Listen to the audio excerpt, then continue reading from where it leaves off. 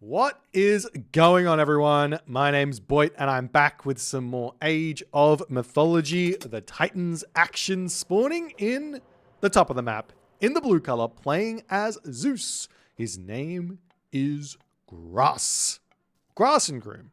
His partners today, in the red color, playing as Poseidon. His name is Miracle, and rounding out the team in the left side of the map, playing as Ra. His name is Count Von Count. His opponents today, well, together they make the team JSS. Justice Strikes. Wait, what's the pose? I don't know. Their opponents today in the purple color playing as Loki. His name is Seiya. In the yellow color playing as Kronos. His name is Jin Seong. And finally, rounding out the team playing as Zeus is I Love Ari. And together they are TNT. Dynamite. Yes, that's the one. Phoenix Reborn. 2 group stages here. Every game matters. The top 3 from Group A and B go through, and the top 2 from Group C go through. That's just because there's 5 teams in Group A and B, and there's 4 teams in Group C. So that's how it's going to be working out in this one, and we'll see how things end up going on. JSS, an incredibly strong team. If you don't know who Miracle is, I have this feeling he was in Champions League Season 3 Challengers League and did some decent work there. So definitely a very, very strong player. And the thing is, there's a slight difference between a top 1v1 player and a top team game player. And some of that difference just comes into like having some team game fundamentals, which involve like being hyper aware that you don't have to make risky plays in team games. You want to be like relying on your teammates to hold you through in certain situations. You can accept getting slightly behind by not taking a risky movement with villagers, for example, which just doesn't work in 1v1. So there's this little switch that team game players have, which 1v1 players need to kind of flick on to accept in order to find some really, really good games. And I think Miracle is one of those players that he's also really good at 1v1s, but he's got that team game switch turned on from default in a way. Also, you've got Grass over here. Grass has been really showing up lately in team games. I've been seeing him playing some community team games and simply just dominating in them. So I'm excited to see how he's going to do here in the pocket for JSS. Count Von Count as well. I mean, what can be said that hasn't already been said about Count Von Count? He's possibly my favorite player to watch. He's incredibly fast, and he also doesn't play with. He plays with some style in a way. He definitely plays with some style, and he's going to be putting some pressure on. Very rare to see him on the Ra, but Ra in team games, you can basically get away with anything because the map's so big. Oftentimes we see Ra players going for a very, very greedy 5-12 advance time, which in a 1v1 setting just does not work. But in a 3v3 setting, you've got such a bigger map. You can grab this back town center, and you've got a great gold mine on the back. Gold mine placement is always a bit more nice in these team games as well, as everyone's going to start coming through. We'll continue to round out these players. Seiya, I don't know a whole lot about him, but he's a Loki player from memory. And if you play Loki in a team game, you're always going to have a fun time. Jin Seong is one of those kind of top 20, top 40 Uranus players who he's got this knack with the Uranus macro, and everybody like makes a meme about how easy it is to macro with Uranus. But if you ever go up against this player, you'll notice that it feels like he's always got more stuff than you feel like he could possibly have. And this is just because he's got this knack with Uranus, this timing with like upgrades, with decision making in terms of like line upgrades, and also town center timings and things like that. And then finally, Ari down the bottom here. I've got no idea who Ari is. I haven't seen him before, but if he's on TNT A team, he's going to be a strong player. So we are seeing everyone coming forward here. Jin Seong in the center of the map. He sent units forward here. This is very, very rare. Kronos as well with the forward movement here. Obviously, there is a lot of hunt in the middle of the map here, but going straight for the jugular, it seems, as the oracles are moving forward. Unfortunately, Jin Seong missing that focus upgrade on those oracles. It's really, really useful to be getting that one as Saya is pushing forward here, and it looks like Grass is going through Hermes here. I do not like the Hermes in team games here for several reasons, but mostly it's that it just takes a really long time to get going here. But Grass, he's not going for Centaurs. So Hermes, no Centaurs is totally fine. He's going for that fast second town center. In fact, all of JSS are going for town centers, and all of TNTA are going for aggression here, as the Oracles of Jinxian with the Promethean coming in behind it, searching for something to do on that side, as the Terma Murmillos starting to push forward. We do see the Herser coming through onto this position as well, checking out the fact that Count Von Count, he's already getting that town center up. There's also a random monument to the villagers on the back there. Who knows what's going on there, as the villagers have been pushed off of this tree line. The Promethean coming up onto this position here to push off the chickens here, as the Herser coming through. If they stop this town center, it's going to be absolutely huge here, but more villagers coming in. There is also ceasefire if need be, and an Odysseus is already out here, so it doesn't look like that town center is going to be getting stopped there. In fact, it does finish off. The Prometheans all get taken out. Adjacent over here is going to be getting cleaned up as well, as we are seeing I Love Ari putting some pressure onto Miracle, who is under the pump right now. Good micro from Ari to pull away. Going to be able to take down that centaur of Miracle there nicely as well, as the pressure continues to mount here for TNT. They've got all of the map control, but now not one town center in front, not two town centers in front, but three town centers in front. This is something to really be hyper aware of in team games. It's not a 1v1, so it's not that your opponents are just one town center in front of you. Overall, they are three town centers in front of you. If you're thinking about the game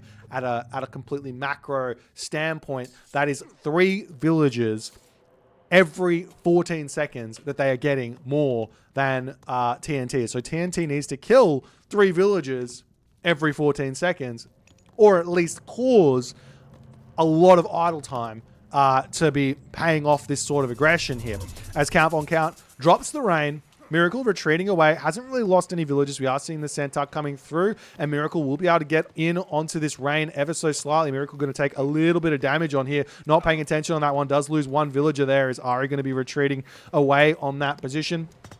As Jinxion taking down that tower, we see Miracle retreating back, going to get back into his hometown center there. I'd love to see the players pushing up and getting some pressure onto this back town center here, because this is very, very open. Lots of villagers there for Miracle at this point. But the problem is the Count Von Count hasn't been touched just yet. He is going to be gigantic, and there is a ceasefire, so that's really, really big for TNT here. But at some sort of a timing here from Count Von Count is going to come, and it's going to really, really be painful. TNT needs to start thinking about town centers, as we see Jinxion grabbing his second town center, his third town center as well. Would love to see Ari getting a second town center up, as well as Saya either going for the heroic age for some sort of a heroic age timing, though he does have to deal with ceasefire from Miracle and also from Grass. Actually, there's two ceasefires on JSS's team.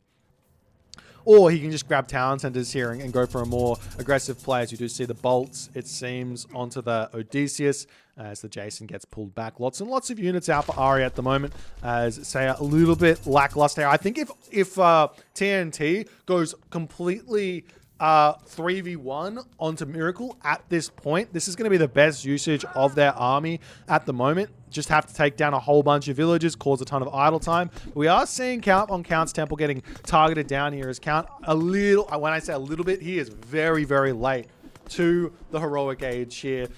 When I think good heroic age timings for a two town center Ra player, I'm thinking 8 minutes into the game. 8 minutes 12, 8 minutes 30 at the very latest. 9 minutes is way too greedy in a team game. He's really, really going to be, well, I mean, his teammates should be under the pump here, but he is getting some nice stuff here as he does get his temple down. He gets his rock out. He gets his Petsukos out, and Saya will have to retreat back for the time being, as Jinxion pulling back as well. As his town center's coming down, we see Ari getting a town center. Saya here, he also needs a town center. He's going for the Bragi. There is a world here where Jinxion should feed Saya to the Mythic Age right now. And if he does that, hit Flaming Weapons, Fimbulwinter timing onto like Miracle, that would be absolutely brutal. But this is some like pretty forward thinking that you have to be kind of you have to be kind of thinking about this before the game even starts, that this is an option for your team. We'll see if Jinseon's going to do this. If we take a quick look at like Jinseon's upgrades, he's got nothing. Seiya's got no resources in the bank either. So it's a little bit off on this one. But a little bit of feed here goes a really, really long way to push that Loki player into a position where it's just ridiculously strong. Why is it so good to feed a Loki player here? Well, it's because hitting the Mythic Age hits everyone because you hit that tier. And two, you get those Mythic Age Herser, and that can be really, really big. We are seeing those Prometheans coming through for the Jinseon, pushing Miracle off of this position here, as the Centaur of Ari getting caught out ever so slightly here. The Hippolyta Odysseus chasing this one through. We do see a deconstruction down onto a stable. Bit of an interesting decision there from Jinseon, as opposed to maybe hitting a watchtower or something there, as the units coming forward here for Miracle and for Grass going to attempt to defend on this position. Grass has got some really, really strong units, but no restoration at this point is a big, big problem for him there. But with the army that Jinseon's got out here, it's just, yes, he's taking down those Toxotes nicely because Grass not microing them so well, but he's got no answer for those hoplites here. The only real way to defeat those is to get those Centaur in to start sniping them down. But Ari not really focusing where that's concerned, as Grass going to be pulling back for the time being. We do see a cheeky Locust onto this position, taking down some Dwarves on the back over here, as the Hersa are going to try and take down the Patsukos on this side. Does it not win that fight? Is that freeze too much?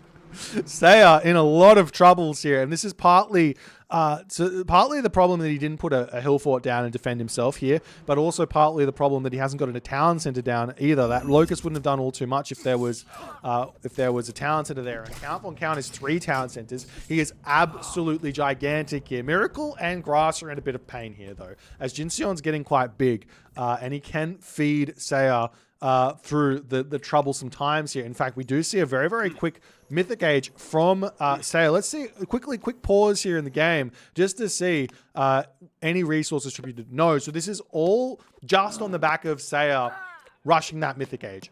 So he probably doesn't have the population here. He really doesn't. He's only 78 population. This is the problem with this. It's like he doesn't have those Herser out. If he gets a whole bunch of food and gold now to pump out those Herser, he will be in a really, really good spot.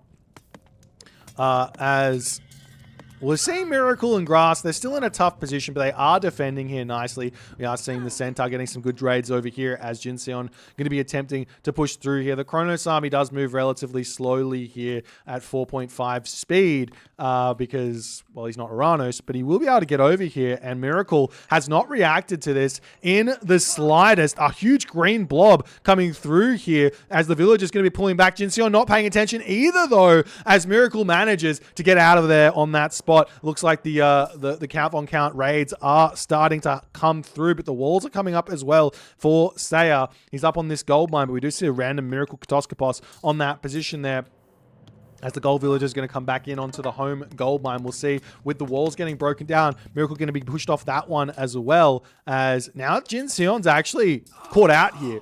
As tier comes through, you've got to just click Fimbulwinter here, right? You don't go for a Flaming Weapons for Winter. Will we see the ceasefire through on the middle of that one or not is the big question, as Seiya looks like he's pushing in onto Count Von Count. Count Von Count is gigantic, and he's sort of Flaming Weapons, Fimbulwinter timing onto Count Von Count's not going to hurt him that much. I don't feel like it's going to be a great decision from Seiya, but we'll see if he's going to go for it. Horus is clicked up here for Count Von Count. Whole bunch. We see Rhea also through for Jinseon as well, as the units coming in onto this position, trying to take down these this position yet again. Looks like Miracle is in a tough position for gold at the moment, but what he can do is he can put everyone onto wood and food and just start tributing that to his partners and say, Count, put everyone onto gold at the moment and tribute us gold.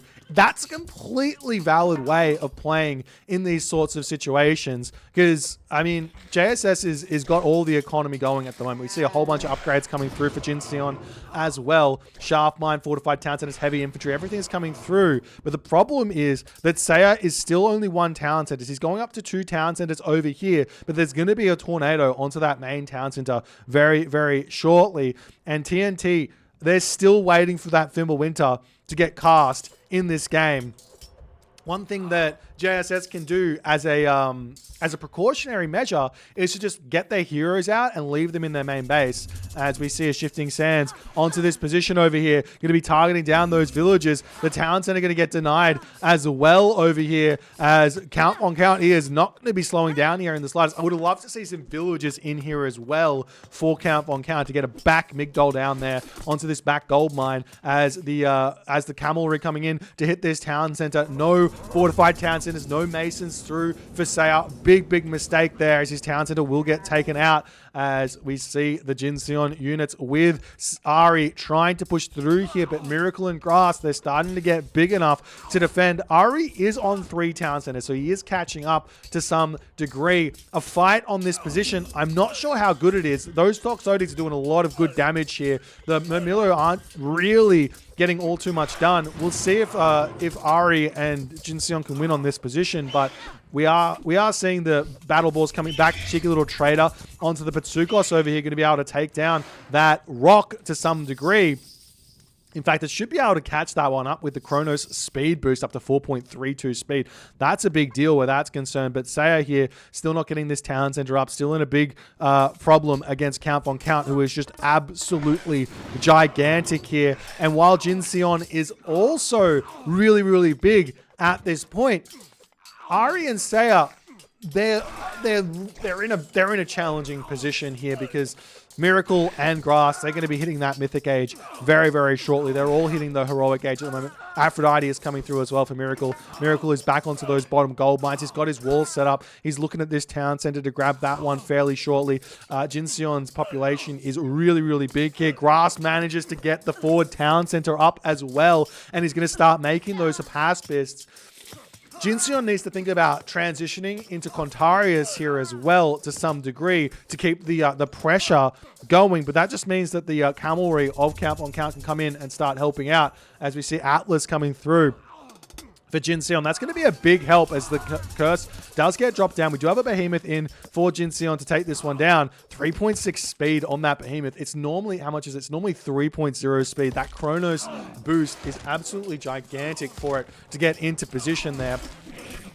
As you do see the Patsukos getting taken out there by that Avenger, and the town center getting repaired back up nicely. No heroes in just yet for either team, but it doesn't really matter. The behemoth can get taken down relatively quickly by melee units, as the town center almost going down. Odysseus about to come through. There it goes, as onto this position as well. We do see that Implode gets dropped down. Going to suck in a whole bunch of those villagers here and pick up a whole bunch of HP on these buildings. I do not think that the town center here is going to go down from this one. Generally, the Implode doesn't. Maybe it will. Does he have any upgrades? He does have Masons, so probably going to survive here, as all the villagers getting sucked in. Still more units getting pulled in onto this position. And the town center lives with 819 HP, but a lot of damage being done there.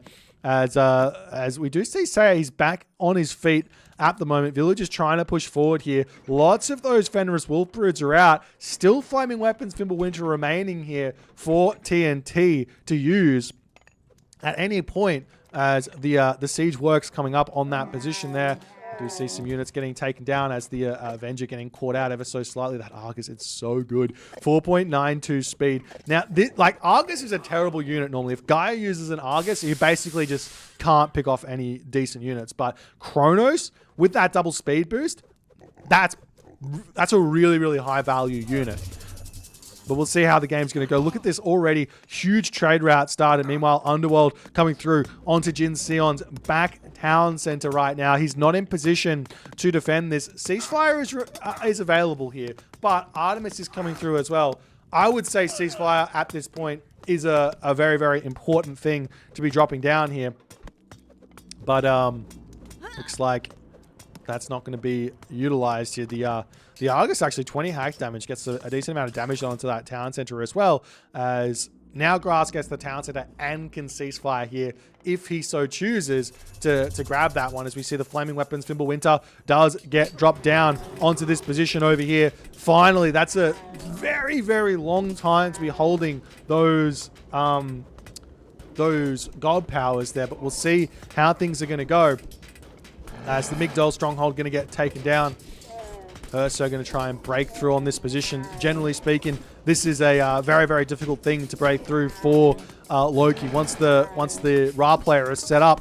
But while this Fimbulventure is going on, this means Grass and Miracle's economy are in a big, big problem. But the thing is here, if we take a quick look at Count Von Count's economy here, he's actually got a little bit less than I would have expected. I would have thought he would have been starting to float resources at this point with the trade route as obnoxiously strong as it is. But looks like he's losing a lot of units here, having to start spamming some mercenary out. On the front here, we do see the Arcus out for Jinseon. Jinseon goes for these really, really early burning pitch upgrades for some reason. It doesn't actually give any bonus damage to like human units here. It's only bonus damage versus buildings. And we see the town center almost finished up over here. Earthquake onto Saya's town center yet again. As is always the case, Norse is the one that gets picked on in team games. So if you know that that's the case playing as Norse, you can play around that meta to some degree. Get your buildings set up. Get your fortified town centers up. Get your masons up. Focus on architects. Focus on just playing that I don't want to get my town center killed by god powers here and take the game in a different direction. Could be a way to go, but Saya, he is very, very quickly getting absolutely demolished from this map by Count Von Count. Jinseon at this moment as well, he's got a problem to deal with, and that's that not only is this town center now in Grass's possession, but also there's this underworld passage that Grass is now going to be utilizing to push in and take out Jinseon's home town center here, as Grass pushes through to try and take this one out. Meanwhile, on this position here, we are seeing an attempt here from Jinseon to take the forward town center out. Obviously, he can't pull back to the main base there to defend that, so he's got no option apart from just push forward. He does have the burning pitch, so those Arcus will get a little bit more damage done onto the town center if he wants a good micro from Grass there to pull into that fortified town center to stop the damage in there. And the town center survives as Jinseon's home town center does end up getting taken out there, as Ari in that moment dealing with Miracle, who is absolutely gigantic, not able to keep up with him either, decides it's all over, and TNT says, all right, let's go game number 2. We didn't quite manage to make it work here. I'm going to say, I said it once in this game, but there was a brutal timing available here to TNT. That timing was ignore the Ra, hit a Flaming Weapons, Fimbulwinter, triple onto Miracle in this game. And that was at, if we take a quick look at this, not all resources, team stats. If we take a look at military units here, and we take a look at that age here for Saya, 13 minutes, 24 seconds into the game. Push that back a little bit and give him some resources, and you have even more military units. If we take a look at the actual all resource total as well, at this moment when Saya hits it, it's a slight advantage for JSS here, but they have not how do I explain it? They haven't manufactured that resource advantage in a way that would help them defend against something like that sort of an attack. So had TNT really put all of their focus into that timing, into that Mythic Age attack onto Miracle, I think that Miracle would have been wiped off of the map here, and Count Von Count would have had to solo carry, which I don't know if that's possible. Yes, Saya probably would have been killed here as well, but Ari would have been gigantic. Grass would have been under the pump as well. And a Loki player with 0 town centers, but a whole bunch of Mythic Age Herser. That is a scary thing for anyone. The Loki player doesn't need economy at that point. He just needs to be getting raids off with those Herser. But didn't happen in this game. JSS gets the first dub. If you guys enjoyed this one, please consider hitting the follow on the Twitch. If you're on the YouTube, hit that subscribe button, and I'll see you guys in the next game.